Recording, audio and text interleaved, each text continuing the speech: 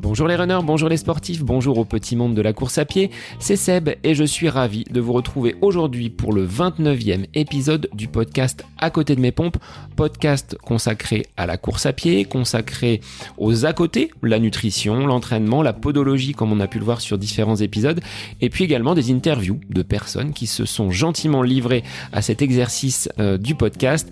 Je vous remercie tous et toutes aujourd'hui d'avoir participé à ces interviews. Je vais être seul pour ce 29e épisode puisque j'avais décidé dans ma petite programmation, mais c'est en discutant avec Franck, notre insatiable coureur en off, il m'a soufflé cette idée d'épisode puisqu'en effet depuis quelques semaines je vous parle d'un entraîneur, de quelqu'un qui m'accompagne. Je vais vous exposer aujourd'hui ces raisons qui m'ont poussé à m'offrir un coach, du moins à m'entourer d'un coach, quelqu'un qui m'accompagne donc sur le plan du coaching et sur la planification de mes entraînements. Alors c'est pas facile en ce moment quand on est sportif et coureur de pouvoir s'adonner à sa pratique librement avec ce couvre-feu qui nous contraint justement à être à la maison à partir de 18h. Moi, j'arrive à quand même maintenir mon niveau d'entraînement. Puis, vous me direz, comment vous faites, vous, pour vous organiser dans votre journée. En tant qu'enseignant, je dispose de créneaux qui me permettent de courir entre 6h et 18h. Donc, ça ne m'impacte pas trop, mais je pense à vous qui commencez tôt le matin et qui finissez vos journées relativement tard. Ça doit être compliqué aujourd'hui de pouvoir pratiquer votre sport de la meilleure des façons. Alors avant de débuter sur ces raisons qui m'ont poussé donc à franchir le pas du coaching, je voulais vous remercier pour vos écoutes nombreuses, pour vos retours via les différents réseaux sociaux et puis remercier un auditeur qui m'a laissé un commentaire en la personne de Bim Bam Badaboum qui se reconnaîtra, qui nous dit un podcast qui deviendra grand grâce à Sébastien qui prend soin d'expliquer les indispensables de la course à pied dans un très bon français et d'apporter la réplique efficacement à ses intervenants. Alors merci Bim Bam Badaboum pour ce gentil commentaire sur Apple Podcast. Je vous invite à faire de même et à laisser vos impressions sur les épisodes, sur ce que vous trouvez intéressant dans les différents sujets évoqués à travers ce podcast, ce qui permet au podcast d'être connu.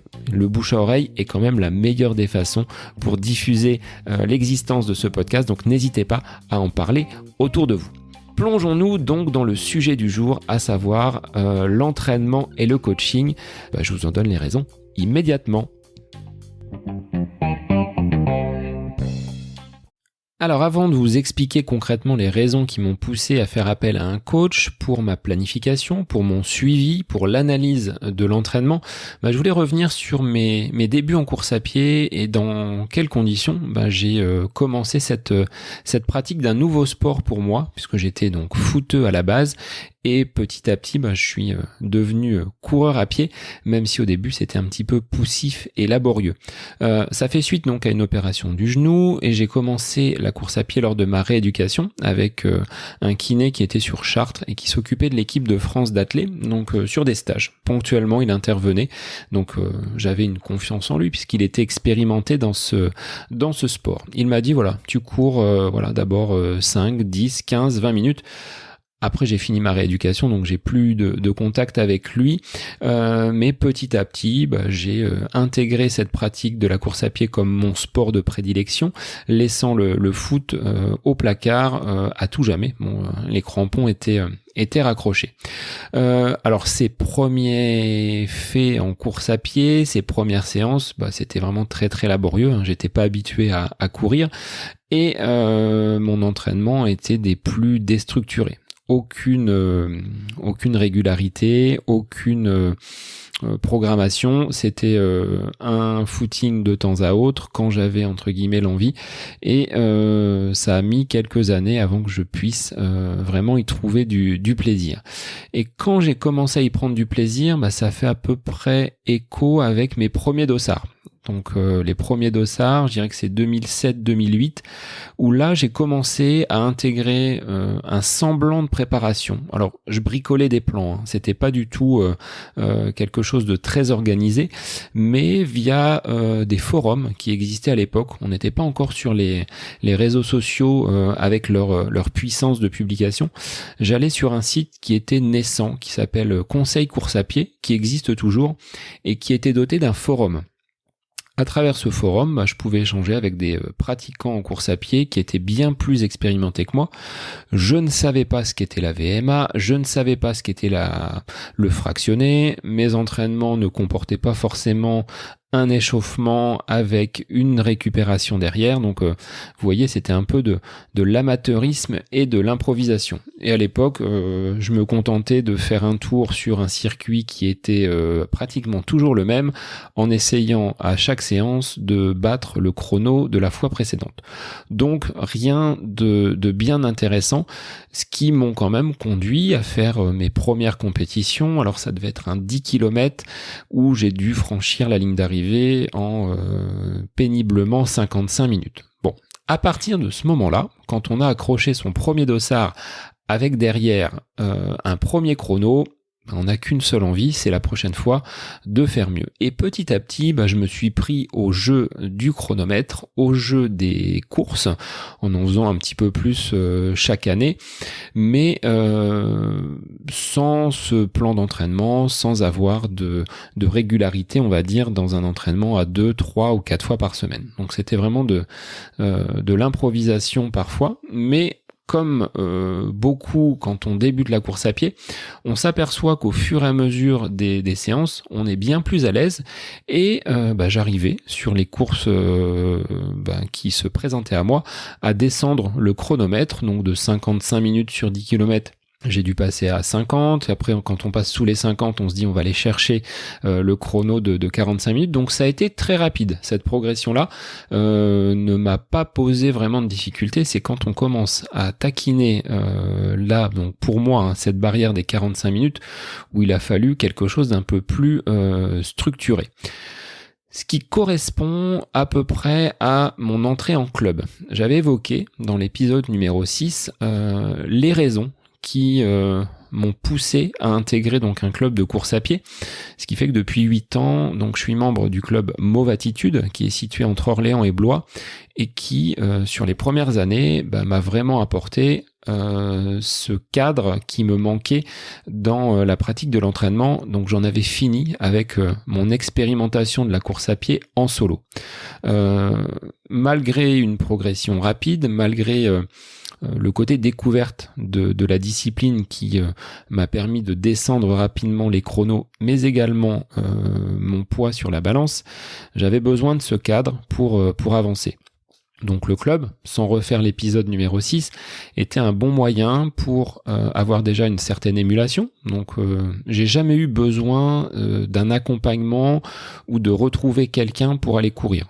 Ça, j'arrive à le faire relativement seul, sans que j'ai besoin d'un coup de pied au derrière pour aller faire une séance. Mais malgré tout, quand on arrive en club, c'est un bon moyen pour progresser, parce qu'on va avoir des personnes derrière qui sont parfois plus rapides que nous, d'autres qui vont nous pousser un petit peu dans nos retranchements. Donc sur des séances même d'entraînement, c'est un bon moyen pour progresser. Donc cette expérience en club m'a permis de franchir et de passer sous la barre des 45 minutes aux 10 km. Je suis resté malgré tout dans ma zone de confort en termes de compétition, aimant vraiment la route, donc le côté trail ne m'a jamais vraiment attiré. Donc sur la route, j'ai avancé progressivement de 45 minutes, on est descendu à 44, 43. Et puis petit à petit, on se rapproche de cette zone des 40 minutes. Et petit à petit, j'ai réussi à grappiller. Et puis, comme je suis quelqu'un de curieux, je me documente, je regarde un petit peu ce qui se fait à droite à gauche. Donc en plus du club, forcément que j'ai appris ce qu'était le fractionné, ce qu'était la VMA. Au fur et à mesure, les connaissances et mon socle donc d'informations, c'est petit à petit rempli pour me permettre d'avoir une meilleure connaissance et un champ un peu plus large dans les choses qui sont en lien avec la course à pied. Donc petit à petit, j'ai avancé dans cette pratique collective, l'effet groupe étant quand même un élément booster de mes performances en course, mais j'ai senti une certaine stagnation, c'est-à-dire que je maintenais mon niveau, mais les résultats n'étaient plus aussi faciles à obtenir que lors de mes premières courses. Effectivement, sur les 2-3 premières années où j'ai accroché des dossards, à chaque course, c'était un record personnel sur une compétition. Ce qui est moins le cas quand on avance parce qu'on est déjà peut-être plus performant, mais c'est plus difficile de grappiller 1-2 minutes sur un 10 km, comme c'était le cas à mes débuts. Alors, il y a ce côté stagnation, vous voyez, cet effet plateau, et il a, entre guillemets, été appuyé par d'autres facteurs, j'en ai listé 3. Donc, il y a déjà les blessures. Les blessures ont été des facteurs assez freinants, handicapants pour obtenir une progression beaucoup plus linéaire. J'ai été victime d'entorses, donc notamment sur le trail, des petites douleurs au genou et principalement ensuite tendinite. Alors pas forcément spécifique au tendon d'Achille, mais c'était à l'insertion, donc sur cet os là qu'on appelle le calcanéum et qui est situé juste en dessous du tendon, là où il vient s'insérer. Donc ça m'a un petit peu ennuyé et j'ai eu 2-3 années où les blessures étaient bientôt plus importantes que le temps en course à pied. Donc je passais des fois 2-3 mois à être sans course à pied, donc faisant autre chose, du vélo ou du renfo, mais avec une absence de pratique de la course à pied de façon régulière, les objectifs étaient bien difficiles à atteindre. De baisse de motivation, donc je l'ai connu à certains moments, donc des épisodes un peu compliqués au niveau de ma vie familiale avec la disparition de mon papa, qui ont fait que pendant un an et demi, la course à pied était vraiment un objectif plus que secondaire. À côté de cela, sur des périodes où j'étais plutôt bien préparé, j'ai connu des échecs sur certaines courses que j'avais vraiment cochées sur mon calendrier.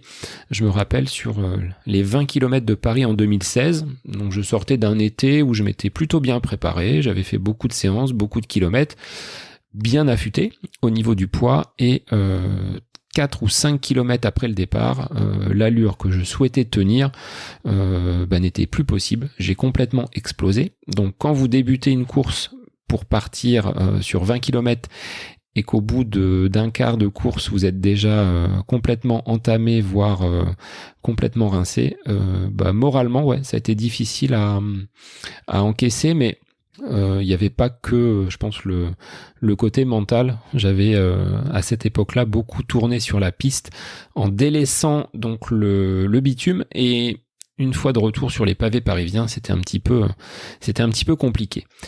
Donc à la suite de ce plateau en course à pied, où j'ai vu mes résultats vraiment stagner, j'ai entre guillemets analysé ces différents facteurs. Et le constat a été que pour progresser, pour continuer à repousser mes limites et à obtenir des résultats chronométriques, mais également personnels, plus intéressants, il fallait changer quelque chose. Donc avoir un entraînement qui soit cadré. Et bien que la quarantaine se profile, j'ai que 39 ans pour l'instant et je reste dans ma troisième dizaine, l'envie de courir, elle est quand même toujours présente, l'envie de performer également. J'ai pas abandonné l'idée de faire des chronos qui soient encore meilleurs. Si on prend l'objectif que l'on se bonifie avec l'âge, je dirais que j'ai encore de belles années devant moi. Donc cet entraînement cadré, s'est vite imposé à moi. Et j'ai fait l'expérience pendant l'année 2020 d'avoir quand même une année qui était positive, même si l'épisode du coronavirus nous a privés de nombreuses courses, de nombreuses compétitions. Ce bilan que j'avais dressé en décembre était quand même positif. L'année 2020 ne m'a pas fait connaître de blessures. J'ai descendu des chronos sur 5 et 10 km et étant plutôt affûté au niveau du poids, ce sont des choses que je retiens comme étant des aspects positifs. Le négatif de cette année 2020, ça a été un manque de visibilité par rapport aux courses. Là où l'absence de course s'est fait également sentir, c'est sur la nature des entraînements. Je savais pas trop s'il fallait que je privilégie l'endurance ou de garder une certaine vitesse. Alors j'ai mêlé un petit peu les deux avec parfois des sorties longues, parfois donc des séances de piste avec plus d'intensité. L'erreur commise pendant cette période de confinement, ça a été de vouloir courir beaucoup trop sans laisser le temps à mon corps de se reposer. Alors sur un temps relativement court, ça a payé parce que j'ai pu à la fin de cette période de confinement et en début d'été réaliser de belles performances sur 5 et 10 km, donc là vraiment en solo. Par contre sur le long terme, ça s'est avéré complètement contre-productif, ayant eu un coup de moins bien qui, avec le recul, c'est quand même plutôt bien géré, parce que je n'ai pas eu d'arrêt total, hormis la coupure estivale, mais j'ai quand même pu continuer à courir sans avoir de blessure. Alors, ça c'était dans le bilan positif-négatif de l'année. Le constat que je fais un peu plus longuement, c'est par rapport au club, qui est à mon sens, un très bon moyen pour tisser du lien social, pour garder une pratique collective de la course à pied. Bien que sport individuel, on peut le faire de façon groupée. C'est une bonne émulation, ça je le nie pas, et c'est un point fondamental. Et je vous encourage à passer en club si vous n'avez plus envie de courir seul. Cependant, quand vous êtes en club, vous allez avoir un plan d'entraînement qui ne sera pas forcément individualisé. Et dans un groupe de 50, 60 ou 70 coureurs, tous n'ont pas les mêmes attentes. Un plan identique pour toutes ces personnes, ça paraît un petit peu compliqué à mettre en place, même si vous allez travailler tous et toutes à des intensités différentes. On ne prépare pas un 5 km comme un marathon ou comme un ultra trail. Donc, je me suis interrogé sur cette possibilité. Donc vous voyez tout ce cheminement entre mes débuts en course à pied jusqu'à mon passage en club et ce confinement qui m'a fait prendre un petit peu de recul et voir ce que le club pouvait m'apporter. Au final, je me suis dit, il me faut une tierce personne, quelqu'un qui puisse avoir un regard extérieur donc à ma pratique de la course à pied. Et c'est pour ça que j'ai choisi de faire appel à un coach. Alors, comment ça s'est passé ? Sur le mois de novembre, donc j'avais une recherche pour trouver quelqu'un qui puisse m'accompagner donc sur l'entraînement, à la fois donc sur la planification, sur la composition des séances et derrière sur l'analyse. Et puis je connaissais un petit peu un coach qui était donc présent sur les différents réseaux et qui proposait donc un mois test à l'occasion du confinement. Donc mon choix s'est porté donc sur David Goss, qui est un entraîneur basé à Toulouse. Alors je pourrais vous donner ses références, c'est quelqu'un qui parcourt le 10 km en 29 minutes et 26 secondes, le semi-marathon donc en 1h05 et 12 secondes. Il a eu plusieurs sélections en équipe de France, il est donc troisième donc au championnat de France élite du 10 km, vainqueur de nombreux semi-marathons dont celui de Bordeaux et Toulouse, mais je ne l'ai pas choisi uniquement par rapport à son CV d'athlète. C'est quelqu'un qui dispose de diplômes, brevet d'état en athlétisme, des diplômes donc en lien avec la physiologie du sport, physiologie de l'effort. Je me suis dit voilà, quelqu'un qui va pouvoir me permettre de franchir un palier et de ne plus stagner. Vous voyez ce que je vous disais tout à l'heure, après une période de progression rapide, je voulais casser un peu ce côté stagnation et me faire accompagner. Alors à l'idée de prendre un coach, je vois déjà certaines critiques ou certaines remarques se présenter. Tout d'abord, certains vont trouver un petit peu bizarre de payer un coach au vu de mon niveau. Je dirais qu'on n'a pas besoin de tenir compte d'un niveau quel qu'il soit, pour se faire coacher. Des personnes vont se faire coacher sur un plan financier parce qu'elles n'y arrivent pas, des personnes vont se faire coacher par un diététicien parce que le poids est un problème pour elles, certains vont se faire coacher mentalement pour réussir à casser certaines barrières qui peuvent exister dans leur vie.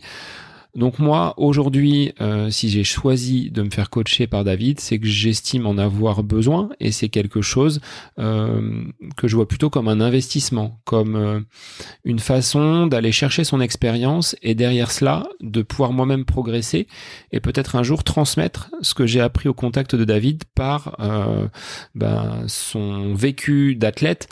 Alors après aussi, le fait que ce soit un athlète de haut niveau qui puisse me coacher, vous pouvez me dire, c'est pas une garantie de réussite. Si on prend l'exemple du foot et de Platini, on peut pas dire que ça a été un grand entraîneur. Malgré cela, dans son approche, David est vraiment à l'écoute et je vais vous l'expliquer après dans le fonctionnement et dans la mise en place de cet accompagnement.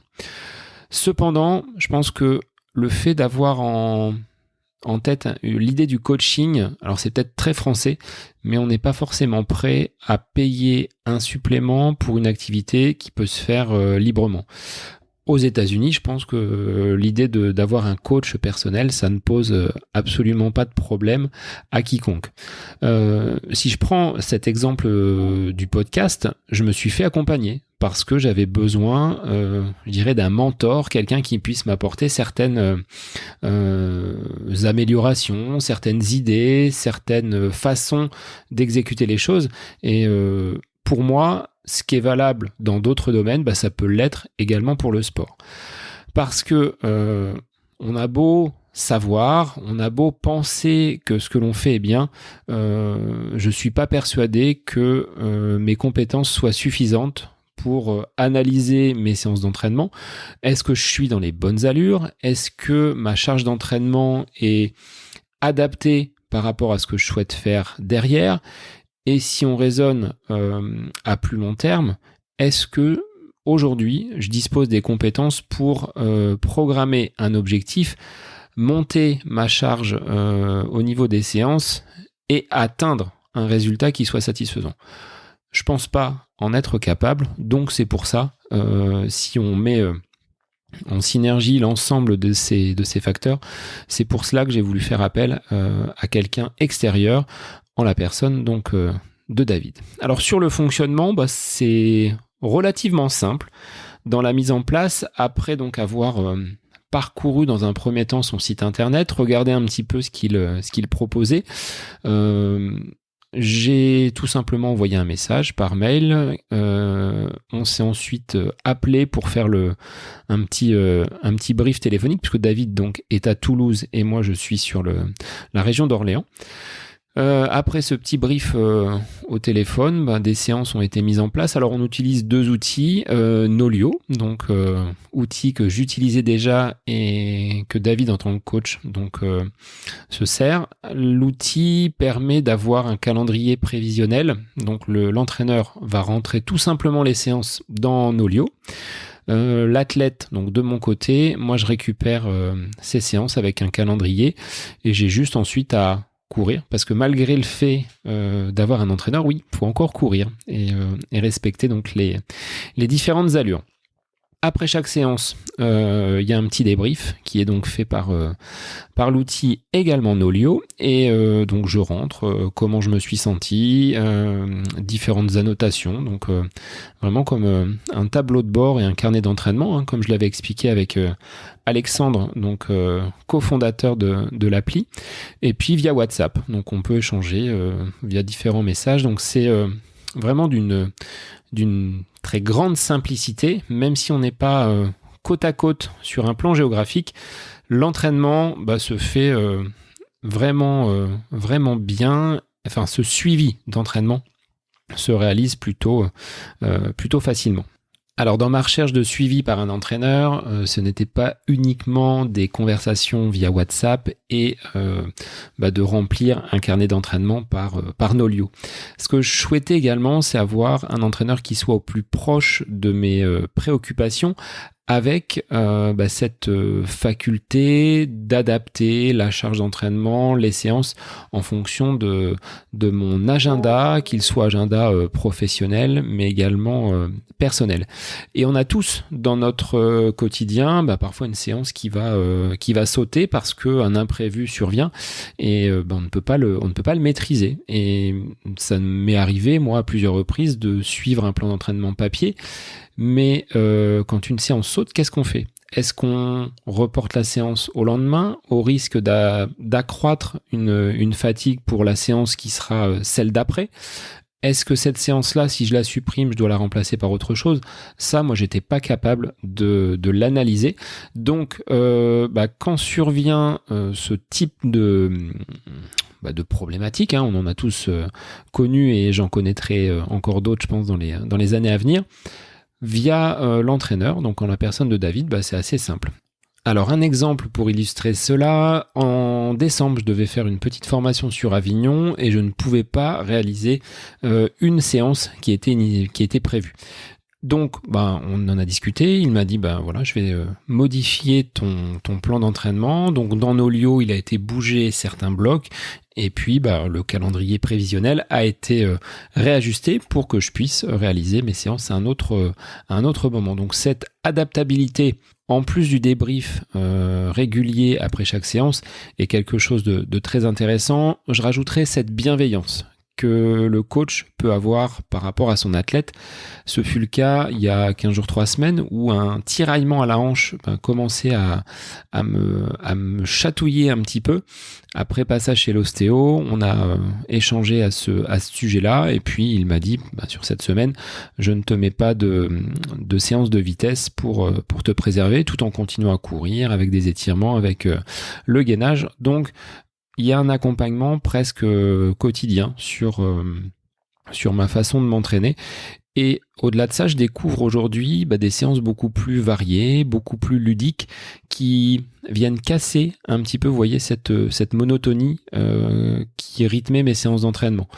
On a tous à peu près les mêmes séances à effectuer. On va rarement sur des séances qui vont nous faire mal, dans lesquelles on va finir un petit peu pas bien.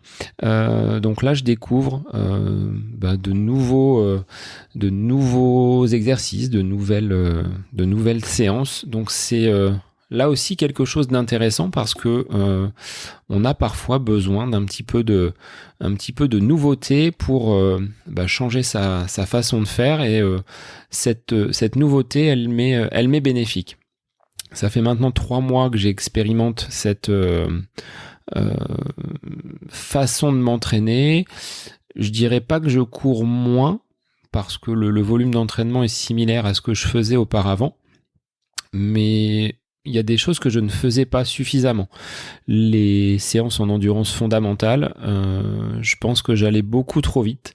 Donc là, c'est aussi un enseignement que je tire de ce suivi et de ce coaching, c'est d'avoir, en termes de volume, peut-être une grande part sur l'endurance fondamentale, et les séances de qualité, elles viennent par petites touches se positionner avec une montée en charge, parfois des semaines un petit peu plus allégées.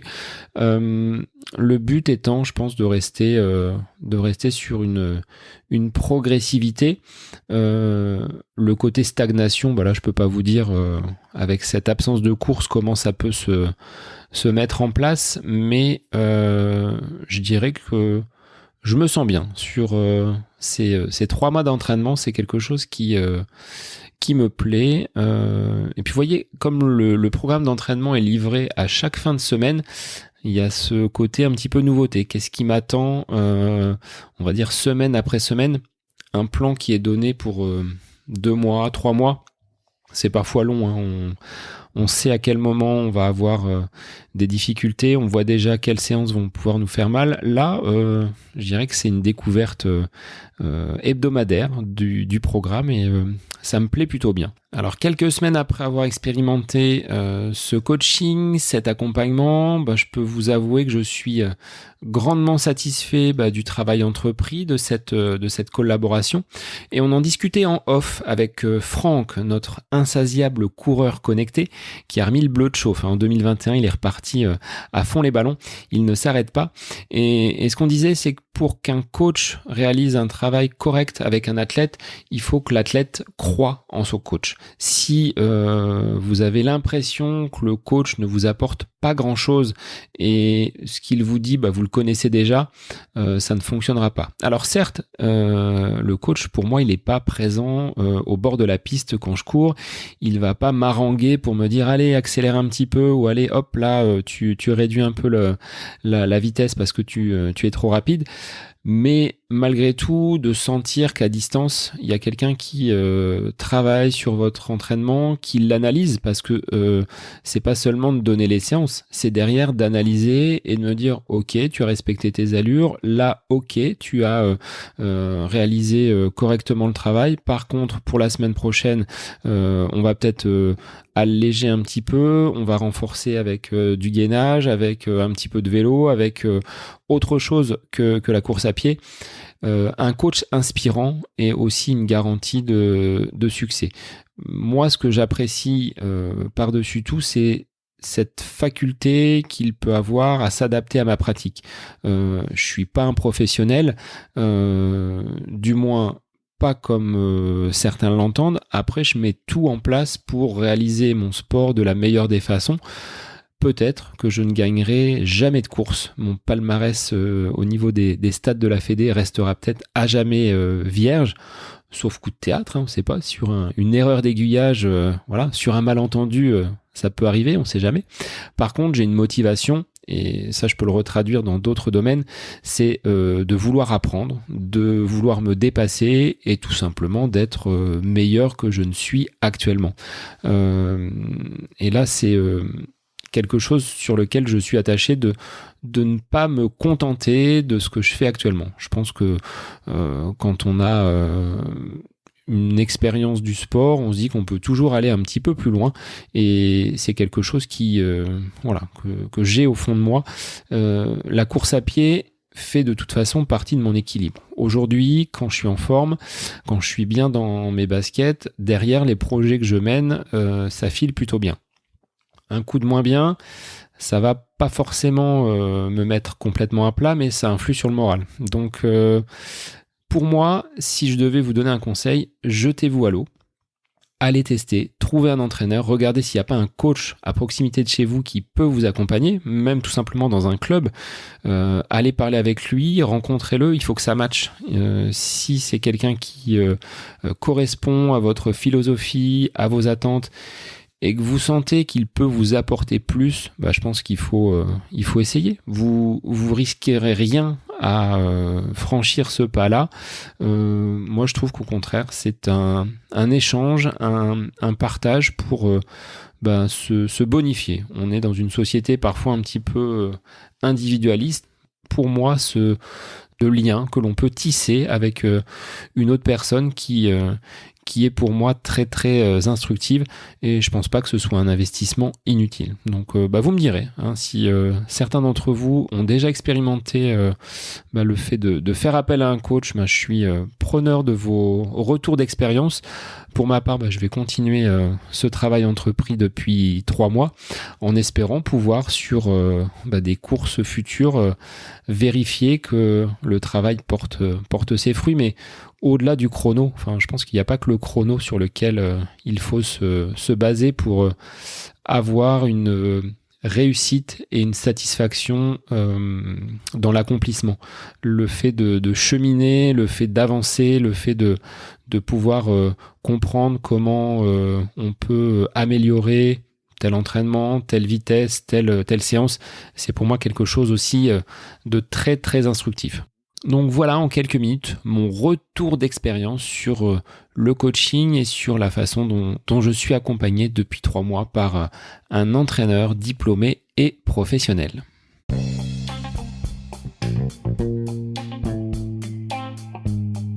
Cet épisode consacré au coaching et à l'accompagnement d'un professionnel dans ma pratique de la course à pied est désormais terminé.